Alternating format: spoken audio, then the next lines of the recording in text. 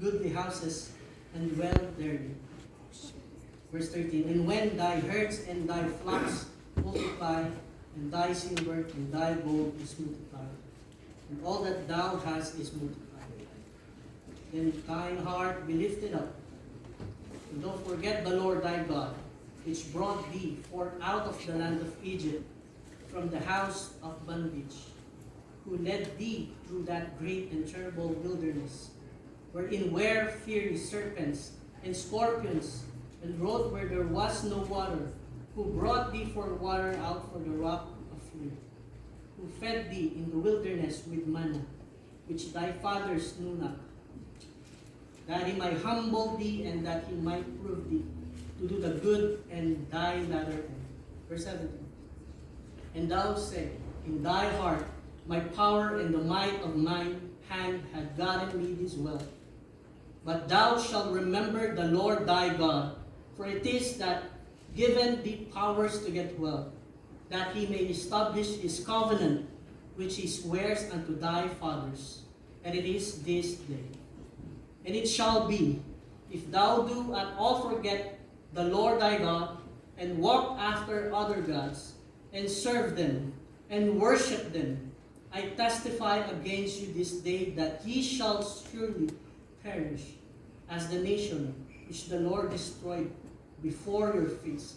So shall ye perish, because ye would not be obedient unto the voice of the Lord. Let's pray. Father in heaven, the desire of our heart is this, to listen your word, to know your word, to know more of you, Jesus. And may the Holy Spirit be with us today. May be with me, Lord God, as I speak your word. And may your word continue to use us in our Christian's walk. Be with the congregation. Be with your people, Lord. This is my prayer. In Jesus' name I pray. Amen.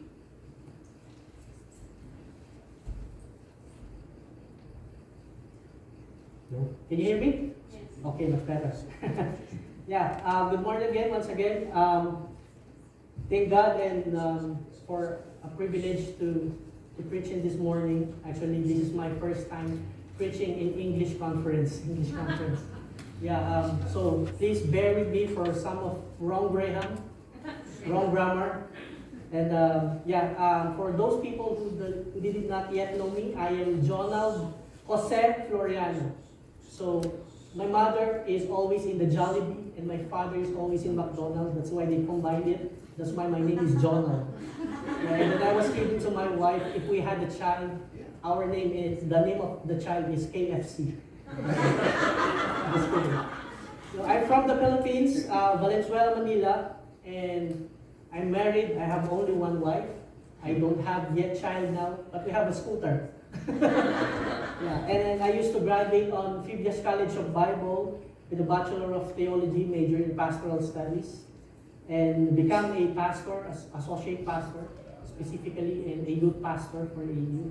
And the name of the church that I was there in the Philippines is Evangelical Christian Church in Valenzuela.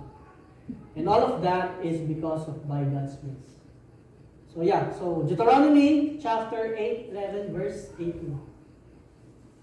So on September 13, 2023, it was our first day here in Canada with my wife. And we arrived during the fall season. Of course, we were excited because it was our first time. So the next day, we decided to take a walk.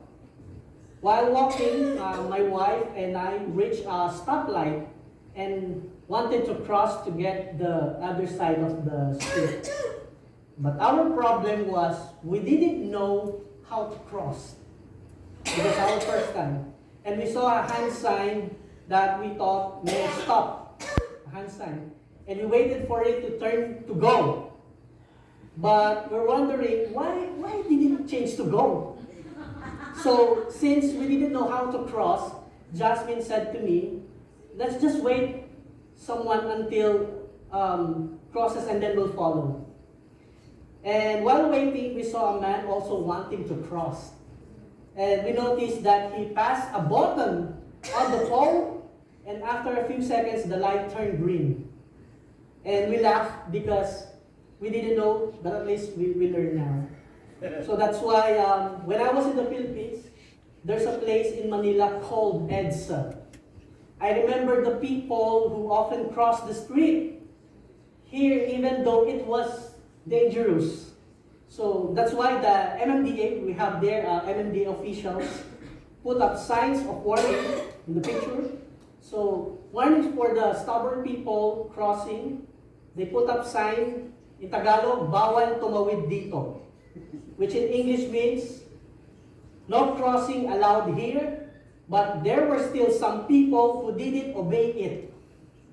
So they changed the sign to walang tawiran, nakamamatay, which translate no crossing, it's deadly. Yeah. Some people followed this. The MMDA changed the sign again for those who kept disobeying and crossing. They put up this sign, bawal tumawid, may namatay na dito, which in English means no crossing, someone has died here before. Yeah. Brothers and sisters, even in our daily lives, it is very important to have a reminder so that we do not mistake.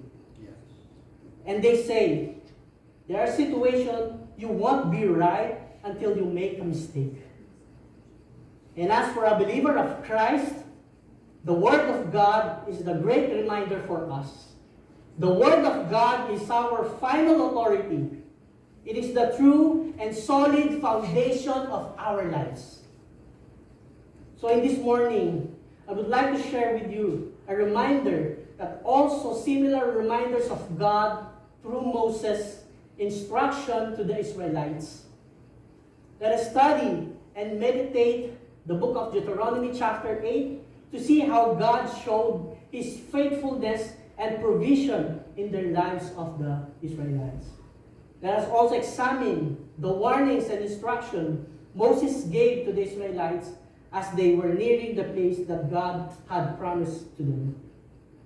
And this the word Moses repeatedly emphasized to them. Remember the Lord your God and His commandments. So the title of my message in this morning, don't forget to remember God. Don't forget to remember God. So, the name of Deuteronomy comes from the Greek word Deuteronomion, which means second law or repetition of the law. In this book, Moses repeats God's covenant law and obligation to the new generation of Israelites before they enter to the promised land. Deuteronomy chapter 8 is the second of three messages that recorded on the passage of Deuteronomy. These messages are spoken by Moses to the children of Israel because very soon he is about to pass off the scene. Joshua is about to take the reign of leadership. And he will be given the responsibility of taking the children of Israel of their covenant relationship with God. Specifically, he begins by restating the 10 commandments. And then chapter 6, Moses narrows those 10 commandments down to one commandment, that great commandment, as Jesus centuries later would put it. So in Deuteronomy chapter 6 and verses 5, it says, remember the Lord your God, because you need to love Him with all of your heart, with all of your soul, with all of your mind, and with all of your strength. In chapter 7, Moses gives clear instruction to the children of Israel because they're on the threshold of going into the promised land, and he says to them, you are going to have to be prepared to fight, because even though the land has promised to you, the land is inhabited by nations of people who hate me, who have forgotten me, who don't care about me, and I want you to guard yourself from their philosophy. Israelites had 40 years wandering in the wilderness, then made their way to Canaan. And now this Deuteronomy chapter 8 divides into two sections. Verse 1 through verse 10 is a word of exhortation And verse 11 through 20, it is a word of warning. And in this chapter, Moses' instruction on how to obey God and live in complete devotion to Him. We will see in verse 1, Moses reminds them of the promise of God's commandments. And in verse 2 through 5, he reminds them again on how being faithful to the Lord was the older generation of Israel during their 40 years in the wilderness. They were tested by God to humble them so that they will learn to depend on Him. God makes them hungry, but God did not abandon them. He provided them with food called manna, and He taught them that man does not live by bread alone, but man lives by every word that comes from the mouth of the Lord. And in verse 6 through verse 10, Moses explained how blessed, abundant, and beautiful the promised land will be that we will give them. And now, in verse 11 through 18, which I will focus in this morning, Moses reiterates to the new generation of Israelites that when they are in the land given to them by the Lord, and when their lives are abundant, they must not forget the Lord their God. When they become successful, they must not to forget the Lord their God. So my beloved, in this morning, my message for you and for me, God is faithful to His people. Do not forget Him and obey His commandments. Humble yourselves, because all blessings, effort, and success comes through Him, and all glory belongs to Him. But I have a question for you in this morning that you can reflect. You do not have to answer it, just reflect on this question. Number one, are there times in your life when you forgot God? When do you feel closer to God? In times when you have nothing, or in times when you have everything? And last, have there been times in your life when you felt forgotten by God? My beloved, there are 3 things that I wanted to share it with you in this morning. 3 things that you do not forget, which we learned from verse 11 through verse 18. Number 1, do not forget the Lord your God and His commandment when your life is abundant. Do not forget the Lord your God, for He is your Redeemer and your provider. Do not forget the Lord your God, for what you have in your life is only by His grace and mercy. So number 1, do not forget the Lord your God and His commandments when your life is abundant. Moses said to children of Israel, do not forget the Lord your God when you have eaten and are full, when you have built good houses and live in them, when your herd and flocks multiply, and your silver gold is multiplied, and all you have is multiplied. Like in our present time, this is what like Moses saying, do not forget the Lord your God when you have a lot of foods, own houses, businesses, and even when you have a lot of money. Do not forget the Lord your God. Obey His words. Sufficient food would lead to satisfaction of Israel in the land. But this satisfaction and security could lead to Israel forgetting God. This forgetfulness would lead to disobedience of God's commandments. I want to share some testimony in my life. Let me share it to you guys. So last time we have been on the Original Jaws. You know that, the restaurant, and I and Jasmine and some of my brother here in the church, treat us in this restaurant. And then when we eaten the food, so here's the word that comes out in my mouth of my wife and my brother. Thank you, Lord. It's so delicious. Thank you, Lord. Praise God. I love this. Because every time I eat very delicious food, I am so exaggerated because in the Philippines, we can't afford so that we can also eat the food that we have here in Canada. So I remember, actually, I have an experience that I will never forget. I remember when I was a second year high school, there was a point in my life where my family experienced a very tough situation. We are 3 families living in and squeezing in a small house. We call this house as Barong-Barong. It is a small house, but we're living there, 3 families. I've been in a poor family. There was a lot of days that we skipped eating foods. And in order to eat and survive, each of us siblings is finding ways to earn money so that when we go home, we have something to buy, a food and rice. And I remember I'm with my sister.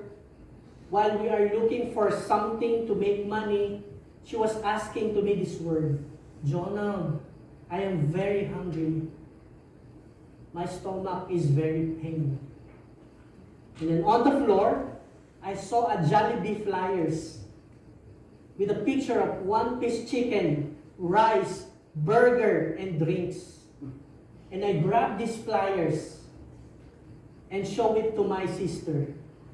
And I said, look at this picture. And then I asked, are you full now? And then she said,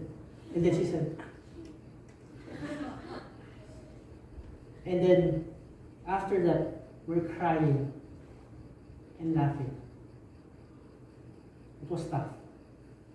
It was very tough. That is why I really fully appreciate the grace of God. Even more by God's grace, I am here now in Canada. Actually, I am not praying for this, that soon I will be here. But God's grace, He brought me here. Some Filipino told me that Canada for them is kind of like a promised land. I don't know if that's true. For your information, Canada is is a dream country for some Filipinos in the Philippines. Sometimes we as a Filipino has a comparison between Philippines to Canada in terms of living, employment, education, and opportunities. What I really like here in this country is having a health card. Hospitalization is free. My mom died on the hospital because we don't have enough money.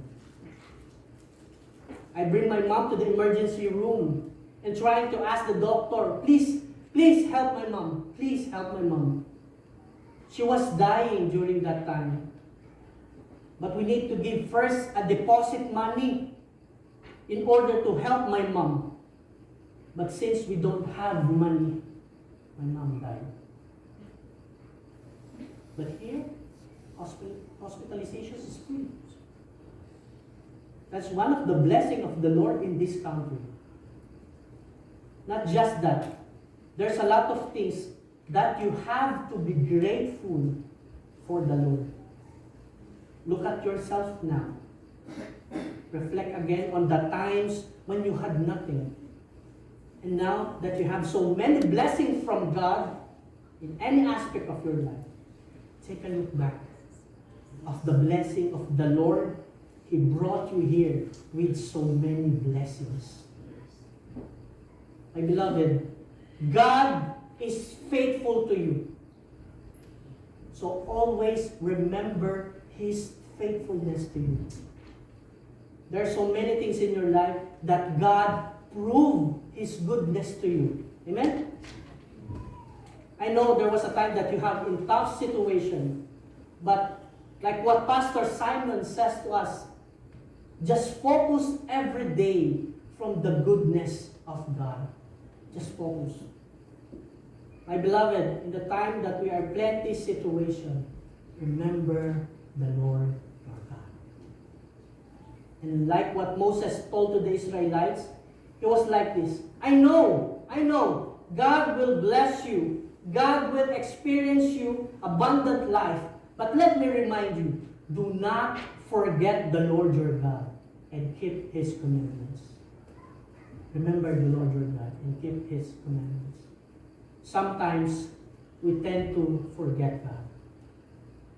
Forget the Lord by neglecting His word. When we wake up in the morning, are we giving thanks to God? When we wake up, what are the first thing that comes in your mind? Are we praying? Are we excited to open our Bible? Are we giving thanks to God for another new life? How is your devotion to God? How is your prayer time? My beloved, this is a basic reminders actually for us. But sadly, this is also the thing that we always to forget. One of the quotes says, if the devil can make you bad, he will make you busy. No time for prayer, no time for Bible reading, no time for devotional, no time for evangelism, no time for church, but has all the time for other things. It's sad, but in reality, it happens also even to some of the Christians. But brothers, sisters in Christ, we should not neglect the Word of God in our life. We need the Word of God in our daily lives as the food of our souls. The Word of God is very essential in our lives. It provides wisdom and direction for our daily decisions. The Word of God provides, it reveals the truth that set us free from sin and deception. It encourages us to be strong and courageous in the face of challenges. Reading and meditating on Scripture deepens our relationship with God. And I ask, do you really love Jesus? Because He says in John 14 verse 15, if you love me, keep my commandments. Humans have a tendency to forget God. We are easy to be tempted because we don't remember God and His Word. We are easy to be weak because we neglect to meditate the Word of God. My beloved, start your morning with the Word of God. So you will be guided and whatever you need to do. Ask and give thanks to God before you eat so that you will acknowledge and recognize that God is the only source of blessings. Even in the simple things. Just thank God so that He will know that you never forget Him. The Word of God is already there. You can read the Word of God even in your smartphone. Right? Do not open and read the Bible where we just in the church. Meditate it day and night so that you will know Jesus in your life and you will grow your love to Him. You will know His perfect plan for you. And even there are times that you forget Him, God will never leave you or forget you. Even times you forget Him. Not just in times of blessing, challenge, trials, afflictions. Remain in the presence of God. Remain in the Word of God. Do not forget Him and His commandments. And second, do not forget the Lord your God. He is your Redeemer and provider. As we can see, verse 14 through 16, Moses directs children of Israel to look back on what God has done on their life. Israel was enslaved and oppressed for approximately 400 years under Pharaoh and the Egyptians. You can see that on Genesis chapter 15 and Exodus chapter 12. But God was their Redeemer. He delivered them from their bondage in Egypt and redeemed them with an outstretched arm. Moses saying to the new generation of Israelites, it was God. It was God who fed them with manna, a food they didn't even know what it was. They had never seen anything like it before, this man. And the reason God provided it in that way, so that God would understand that provision of God not come from below, but come from above. It was God who gave them a pillar of clouds and fire day and night as the manifestation of God's presence. It was God who has been faithful to them, that their clothes did not wear out and their foot did not swell for 40 years in the wilderness. It was God. It was God. It was God. My beloved, it was Jesus who saved you from His grace, not by your works. It was Jesus that sacrificed Himself for our sins, paying the ultimate price for our redemption. It was Jesus, through His death and resurrection, He offers forgiveness and freedom from sin. It was Jesus that reconciles us with God, restoring our broken relationship with the Father. It was Jesus that conquered death and offers us eternal life. It was Jesus that through His redemptive work, we have hope for the future and assurance of eternal life. It was Jesus that provided for our physical and spiritual needs. It was Jesus, our bread of life, feeding our souls. And it was God who added your life daily. It was God who brought Israelites to the promised land. It was God who brought you here in Canada. It was God who brought you in this church. It was God who used you in this church, though you are not worthy, but He calls you. God is our Redeemer, Provider, and Sustainer. 10,000 reasons, or more than reasons, and look back on Jesus, on what God has done to you. It was God. It was Jesus.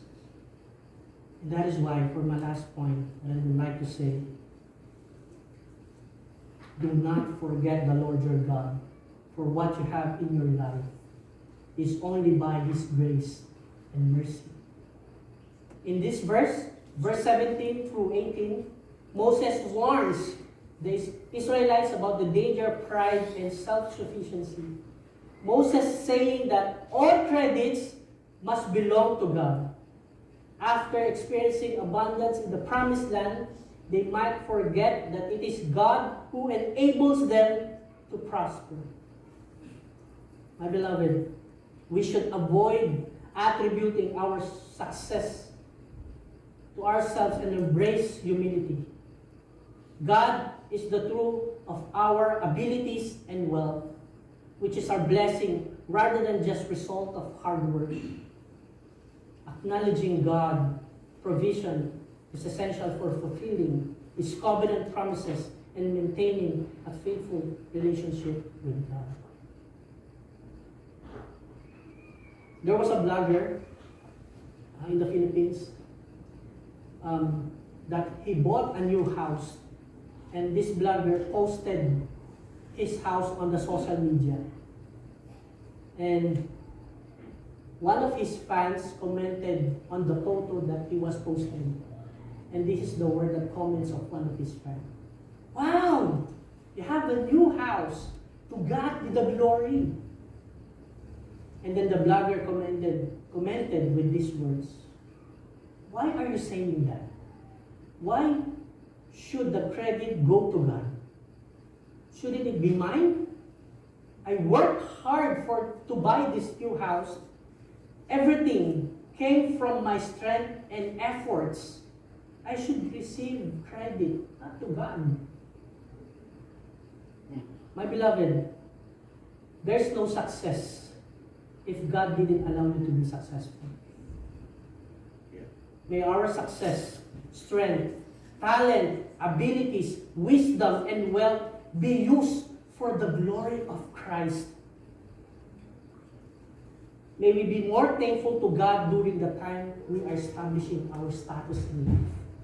May God find our family praying together, praising Him together, regardless of what is on the table.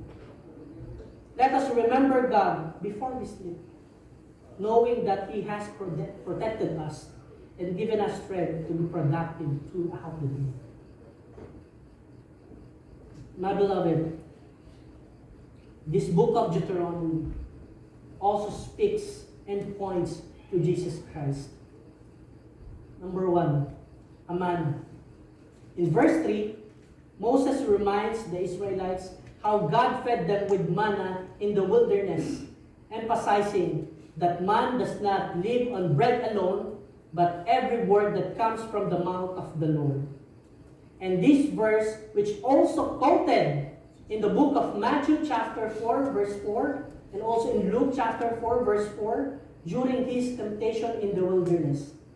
And in John 6, verse 32 through 35, where Jesus revealed himself as the true bread from heaven, indicating a spiritual sustenance beyond physical food. And number 2, testing in the wilderness.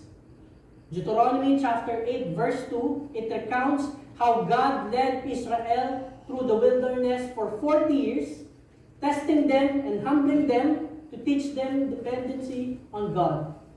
This wilderness experience parallels Jesus' own testing in the wilderness for 40 days in Matthew chapter 4, verse 1 through 11, where he remained faithful and obedient to God despite the temptation presented by Satan. Jesus' victory over this temptation contrasts with Israel's failures in the wilderness, highlighting Jesus as the obedient and faithful son. And promised land and inheritance. Throughout the Deuteronomy, including the chapter 8, there's a promise of entering and possessing the land, and God has promised to Israel. This promise is a land, is a type of salvation and inheritance in Christ. In the New Testament, Christ is presented as the fulfillment of God's promises and the one through whom believers receive their inheritance and eternal life. And last, Word of God, as Jesus as the Word. Deuteronomy chapter 8, verse 3 emphasized that human life depends on every word that comes from God. In the New Testament, Jesus identified as the Word of God. In John chapter 1, verse 1 through 3, through Him, all things were created, and who reveals the Father to humanity. Just as Israel depends on God's Word for physical sustenance, believers depend on Jesus, the incarnate Word, for spiritual sustenance and eternal life. Brothers and sisters, as the Lord reminds us today from His Word, let's fix our eyes on Jesus. This Canada is not our true citizenship. Heaven is our true citizenship. In the presence of the Lord. Jesus is our only hope. We can't compare anything in this world from what the Lord prepared for us in heaven. And soon, we will be with Jesus. No pain, no suffering, no sin, but a glorious life and a perfect life.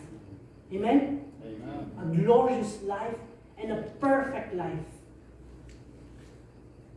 Let us do this because Jesus will not say, "Well done, successful servant," but He says, "Well done and faithful servant." Let us choose daily Jesus in our life. Let us humble ourselves. And I quote for this book that it says, "Even at my best, I am unworthy. It is all by God's grace of God while I win in this life."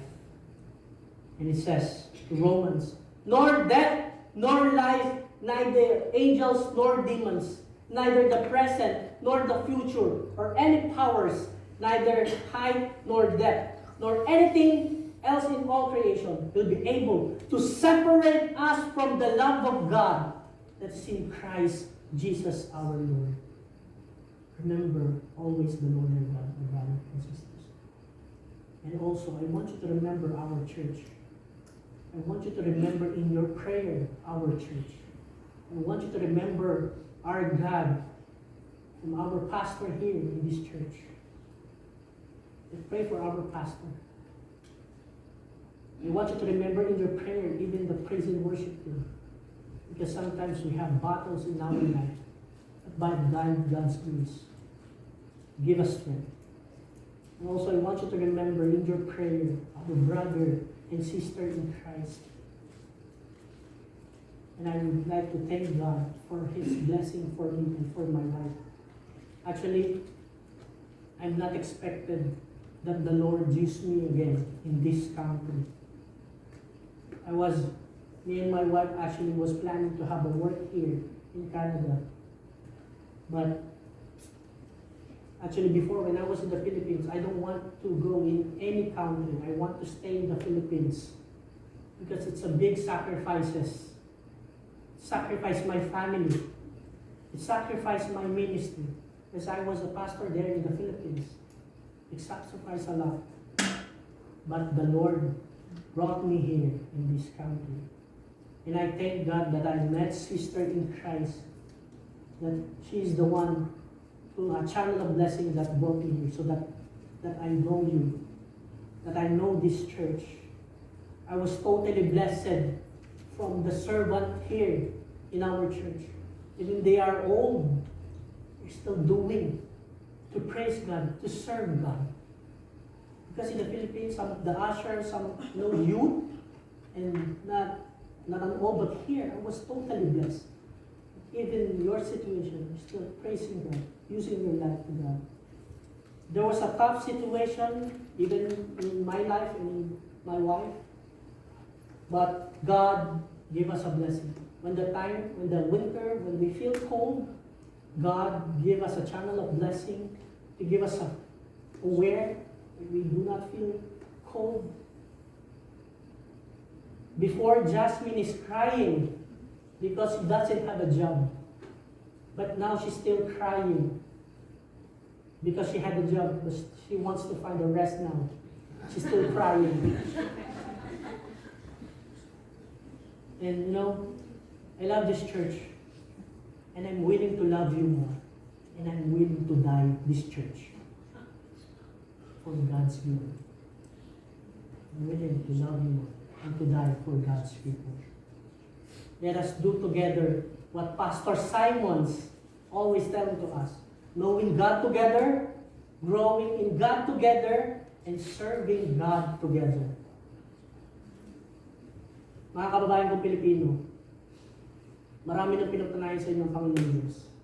Dinatayo ng Panginoon Diyos dito sa Canada. Naway matagpuan tayo lagi ng Panginoon na tapat sa Kanya at naglilingkod sa Kanya. Naway iwagayway natin yung bandera, hindi yung pagka-Pilipino natin, kundi yung ating pagka-Kristiyano. And for us, a brother and sister in Christ, let us always remember the Lord our God. Start your morning to thank God, to remember her. And last, before I close in prayer, last one, I'll share my testimony.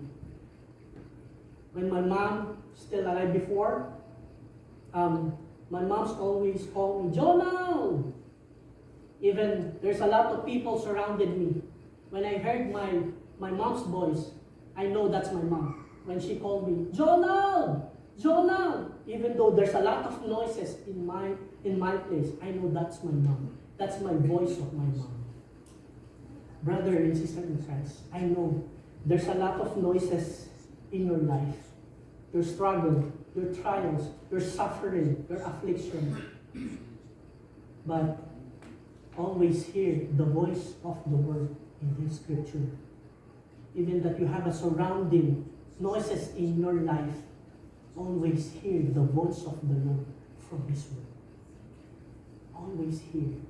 Remember the Lord your God in our life. Remember the Lord your God. He wants your loyalty, obedience, commitment, and devotion. Let's pray. Father, thank you so much for a great reminder to us that we can do nothing apart from you. And I pray that our life, that you found us faithful servant and very grateful servant to you, Jesus. I pray that this church, that you will continue to give them comfort, to give them a life that focuses you not in this world, to conform your word, not the pattern of this world. And you see us as acceptable, pleasing to you, our life, Jesus. I pray that you will continue to heal this church in spite of their situation. Continue to be with us, Lord. Continue to use our life. Thank you, Father. And in the times that we are tempted, in the times that we're forgetting, Lord, we're really sorry, Father. We're really sorry. And remember again to stand you, Lord, to fix our eyes that Jesus is our life. That Jesus, the Word of God, is the path of our life. Thank you, Father. This is our prayer. In the mighty name of Jesus Christ, Lord. Amen.